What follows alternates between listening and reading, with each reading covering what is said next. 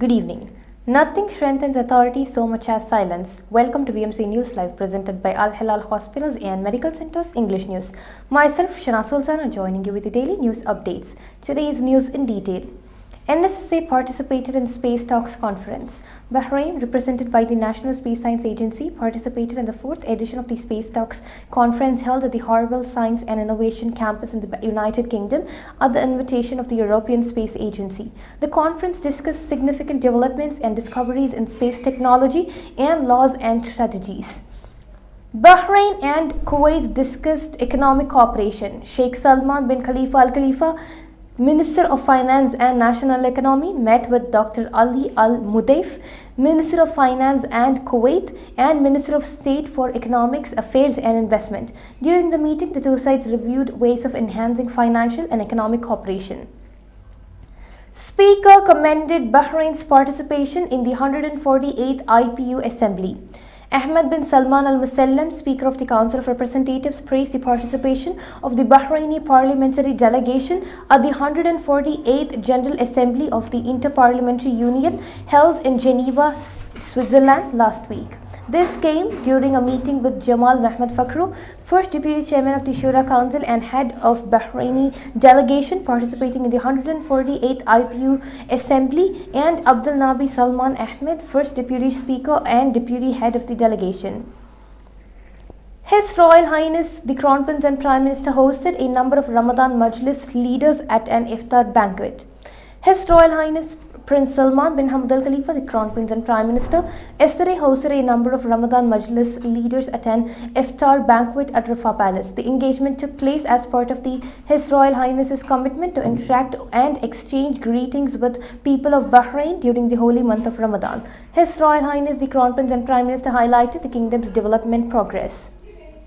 Now we shall go for a short commercial break.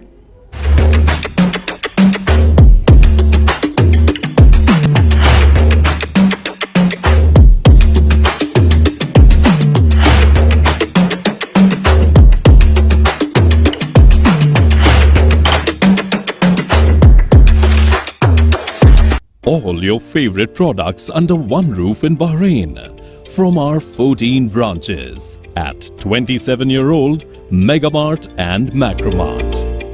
Bakery,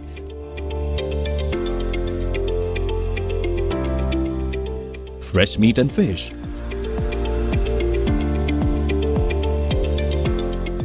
fruits and vegetables,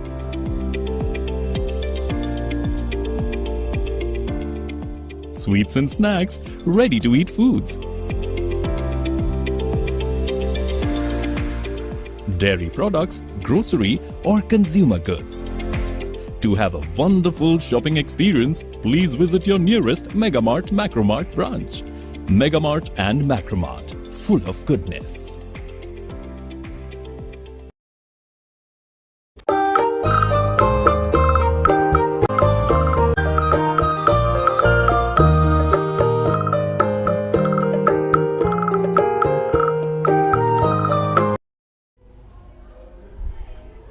Welcome back.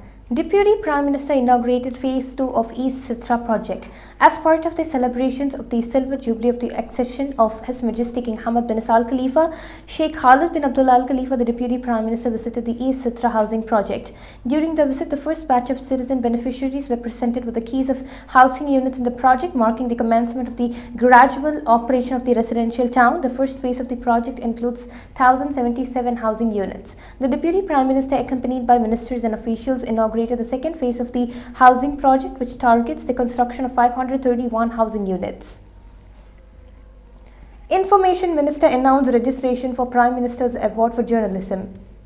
Dr. Ramzan bin Abdullah Al Naimi, Minister of Information, announced the opening of registration to participate in the 8th edition of the Prime Minister's Award for Journalism during the period April 1 to 15. The minister said that this edition of the award coincides with the Silver Jubilee of His Majesty King Hamad bin Al Khalifa, underscoring the advancements in journalism and media. North Korea reaffirmed plan to relaunch multiple spy satellites this year.